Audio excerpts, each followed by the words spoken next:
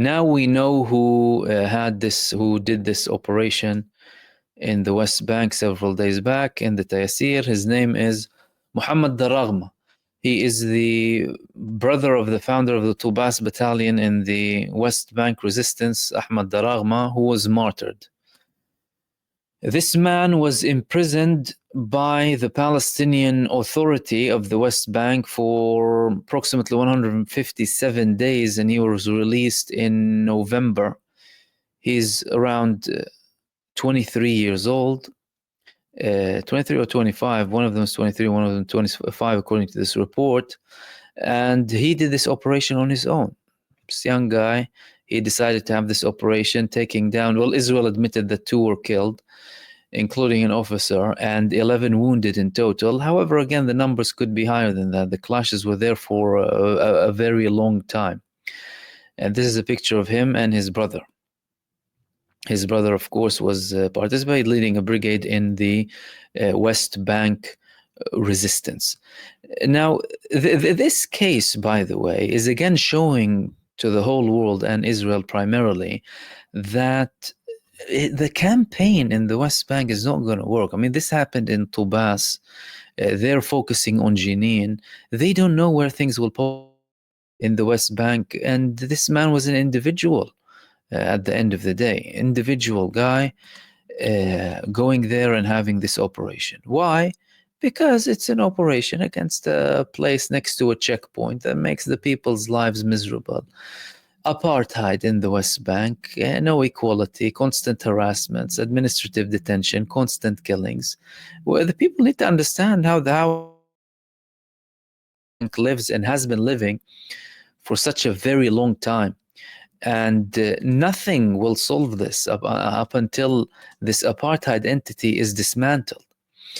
And the talks that are coming now from the United States administration, they don't really show any hopeful signs that we're talking about that. To the contrary, Benjamin Netanyahu and Donald Trump sitting down together, you know, like, Trump was looking like Netanyahu's slave. This is what I saw. Now, moving on to the next subject that I wanted to talk to you about. The gift, we haven't spoken about the gift of Benjamin Netanyahu to Donald Trump. What did he give him as a gift? He gave him a pager, 2 pages actually. 1 golden pager and 1 regular pager. This pager here, saying to President Donald J. Trump, our greatest friend and ally, Prime Minister Benjamin Netanyahu. Was this like a threat to Donald Trump? Benjamin Netanyahu sending him a pager, and Donald Trump saying, "Oh yeah, it was a great operation," right? Trump was saying it was a great operation, right? Or did Netanyahu want to send him a message that, like, we can kill you, we can detonate a pager if you have a pager in your pocket? Did he tell him that? Is he trying to send him that message? Maybe. Who knows? All we know is that this pager attack that they are so proud about, this killed children, this pager attack. This made children blind. Innocent people.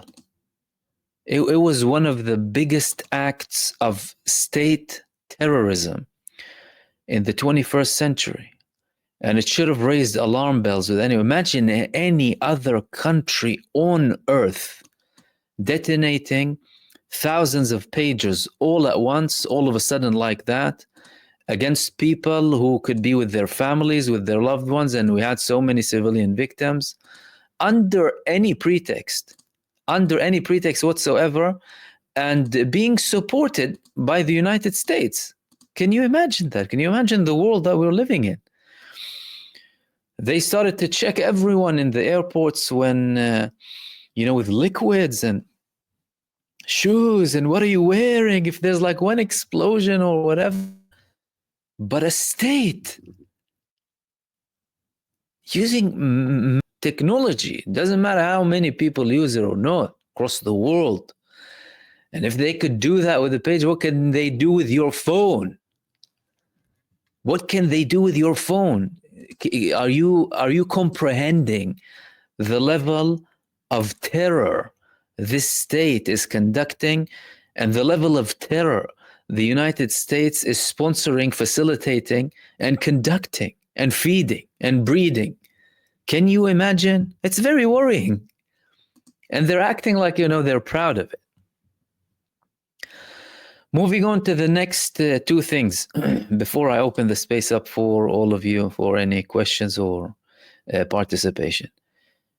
Before I get into them, there was a report in Al Jazeera. I haven't been able to find the source for it, but Yoav Gallant made several statements, and he confirmed that they used the Hannibal Directive.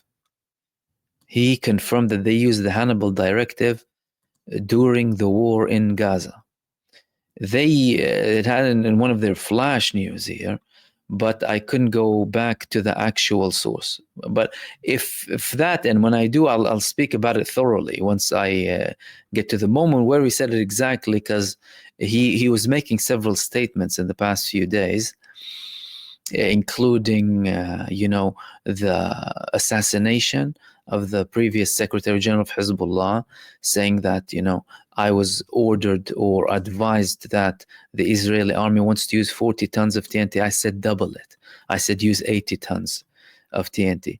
But we will get to that. However, any confirmation like that would be very, very important, because it would confirm what we've been saying since the 7th of October. When people were ridiculing all of this, Israel conducted the biggest act of the Hannibal Directive, the biggest implementation in the Hannibal Directive, not only against the army, against the civilians of Israel. They slaughtered them. They slaughtered everyone in Kibbutz Be'eri. They slaughtered everyone surrounding Gaza. Israel conducted a massive Hannibal Directive against the Israeli public. And many of them know that, by the way. Many of them know that. They just don't talk about it in fear of repercussions. But a confirmation from him would be very interesting.